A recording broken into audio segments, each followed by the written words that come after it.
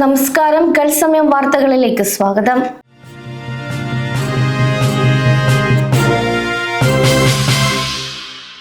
Abu Dhabi അൽബഹ്യ ജില്ലയിൽ തിങ്കളാഴ്ചയുണ്ടായ missile ആക്രമണത്തിൽ ഒരു സിവിലിയൻ കാർ തകർന്നു. കാറിന് മുകളിൽ മിസൈൽ പതിക്കുകയായിരുന്നു. സംഭവത്തിൽ കാറിലുണ്ടായിരുന്ന പലസ്തീൻ സ്വദേശി മരിച്ചതായി അബുദാബി മീഡിയ ഓഫീസ് ഔദ്യോഗികമായി സ്ഥിരീകരിച്ചു. ഇറാനും ഇസ്രായേലും തമ്മിലുള്ള സംഘർഷം തുടരുന്നതിനിടയിലാണ് ഈ ഒരു സംഭവം ഉണ്ടായത്. രാജ്യത്തിന്റെ വ്യോമ പ്രതിരോധ സംവിധാനങ്ങൾ പല ആക്രമണങ്ങളും തടയുന്നുണ്ടെങ്കിലും ഈ മിസൈൽ സിവിലിയൻ വാഹനത്തിന് മേൽ പതിച്ചതായാണ് വിവരം. പ്രവാസികൾ പരിഭ്രാന്തരാകേണ്ടതെന്നും ജാഗ്രത പാലിക്കണമെന്നും അധികൃതർ അറിയിച്ചു.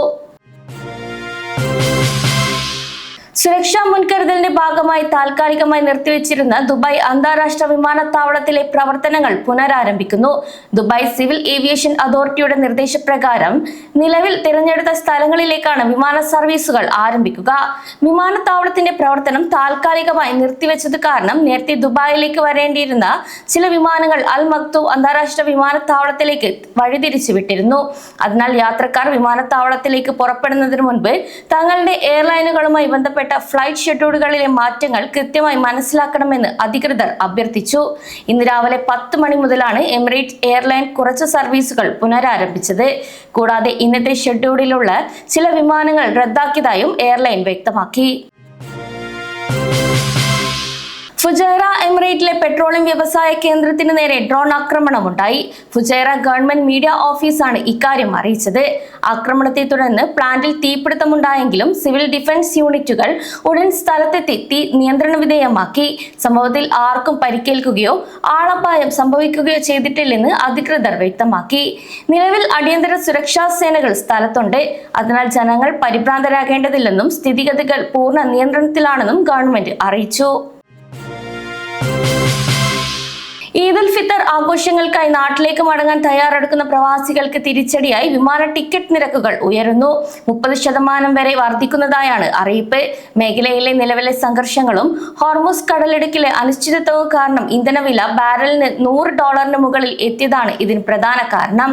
വിമാന കമ്പനികളുടെ പ്രവർത്തന ചെലവിന്റെ വലിയൊരു ഭാഗം ഇന്ധനത്തിനായി ചിലവാക്കുന്നതിനാൽ എണ്ണവില വർധനവ് മൂലമുള്ള നഷ്ടം നികത്താൻ പല കമ്പനികളും ഇന്ധന സർചാർജ് ഏർപ്പെടുത്തി കഴിഞ്ഞു.